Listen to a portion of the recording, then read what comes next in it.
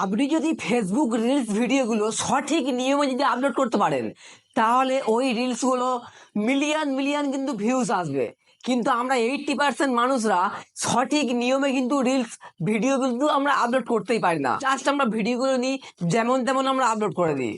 যদি আপনার ফেসবুকতে কোনো ফলোয়ার্স নেই বা ফেসবুক পেজতে 0 ফলোয়ার্স, আর আপনি যদি সঠিক নিয়মে যদি ফেসবুক রিলসগুলো যদি আপলোড করেন, ওই রিলসগুলোতে কিন্তু মিলিয়ন মিলিয়ন কিন্তু ভিউজ আসবে। আর আমরা যারা সঠিক নিয়মে রিলস ভিডিও আপলোড করতে পারি না, তাদের 5 থেকে 10টা, 15 থেকে 20টা, তার বেশি কিন্তু ভিউজ আসেই না।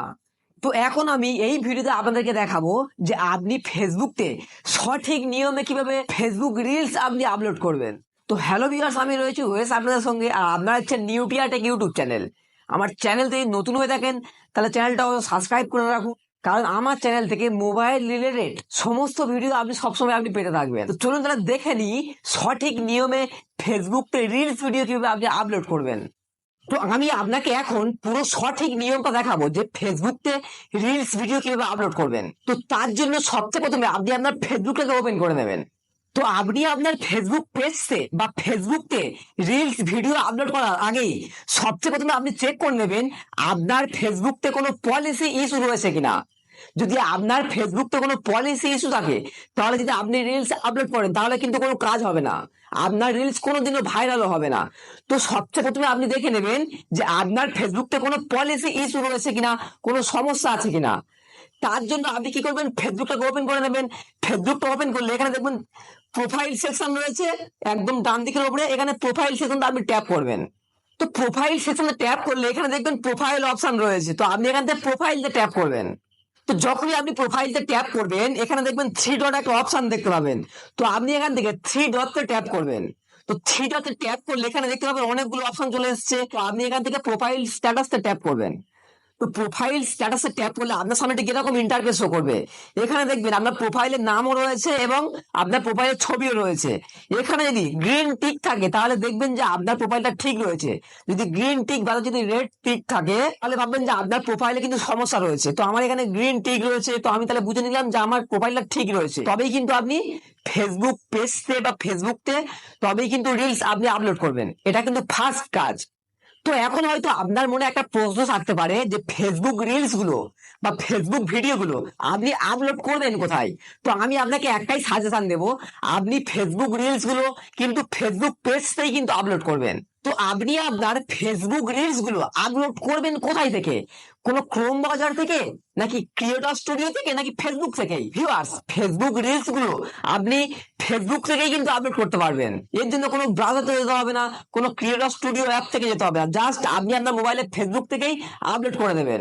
তো তার জন্য আপনি আপনার ফেসবুকটাকে ওপেন করে নেবেন। তো ফেসবুক রিলস আপলোড করার জন্য আমি আমার ফেসবুক পেজটাকে আমি ওপেন করে নেব। তো অলরেডি কিন্তু আমি আমার ফেসবুক পেজটাকে আমি ওপেন করে নিয়েছি। তো এবার কাজ হচ্ছে ফেসবুক রিলসটা আপলোড করা।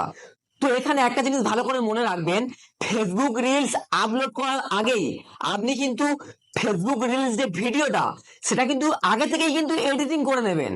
তো ফেসবুক রিলস আপলোড করার জন্য ফেসবুক রিলসটা সেটা কিন্তু সঠিক রেটিও দিয়ে সেটা কিন্তু এডিটিং করে নেবেন।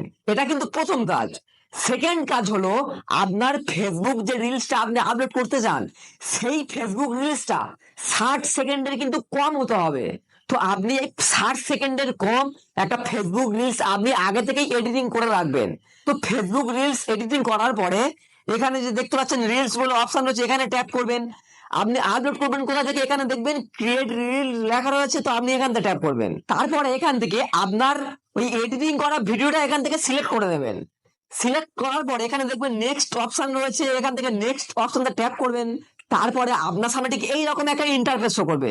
এখানে একটু ভালো করে বুঝে নেন, এখানেই কিন্তু আসল খেলা রয়েছে। তো এখানে যে ডেসক্রাইব ইওর রিল, এখানে কি লিখবেন, আপনি আপনার যে রিলসটা রয়েছে সেই রিলস এর মেন টপিকটা কিন্তু এখানে লিখবেন। জাস্ট এক লাইনে ছোট্ট করে মেন টপিকটা লিখবেন এখানে। তারপরে আপনি এখানে হ্যাশট্যাগ কিন্তু ব্যবহার করবেন। আমরা 80% মানুষরা কিন্তু হ্যাশট্যাগ সঠিক নিয়মে আমরা ব্যবহার করতে পারি না, যার জন্য কিন্তু আমাদের রিলস গুলো কিন্তু ভাইরাল হয় না। তো এখান থেকে হ্যাশট্যাগ ব্যবহার করার জন্য আপনি এখান থেকে প্রথমে হ্যাশ ট্যাপ করবেন। আপনি এখানে হ্যাশ ব্যবহার করে এখানে লিখবেন রিলস লিখবেন, তারপরে আবারও আপনি হ্যাশট্যাগ দেবেন ভাইরাল রিলস।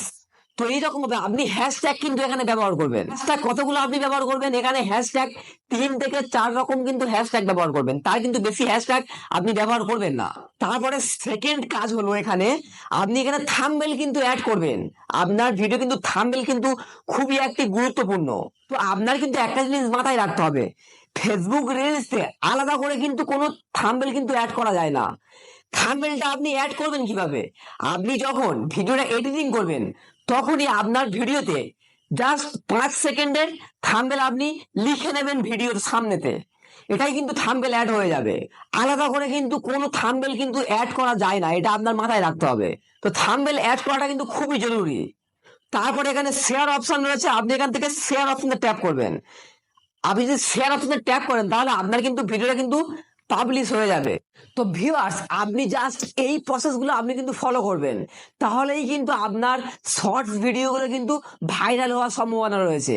আপনার কিন্তু প্রতিটা সিস্টেমগুলো কিন্তু মেনে মেনেই আপনার রিলস ভিডিওগুলো কিন্তু আপলোড করতে হবে, তবেই তো আপনার এই ভিডিওগুলো ভাইরাল হওয়ার সম্ভাবনা থাকবে। ভিউয়ার্স, এই ভিডিওটা থেকে যদি আপনার কোনো উপকার পেয়ে থাকে তাহলে ভিডিওতে মাস্ট একটা লাইক করবেন, আর আমার চ্যানেলটা যদি নতুন হয়ে থাকেন তো চ্যানেলটা সাবস্ক্রাইব করে রাখবেন, আর 5 টাকা বেল আইকনটি অল করে রাখবেন যাতে আমার পরবর্তী সমস্ত ভিডিওগুলো সহজে আপনার কাছেই পৌঁছে যায়।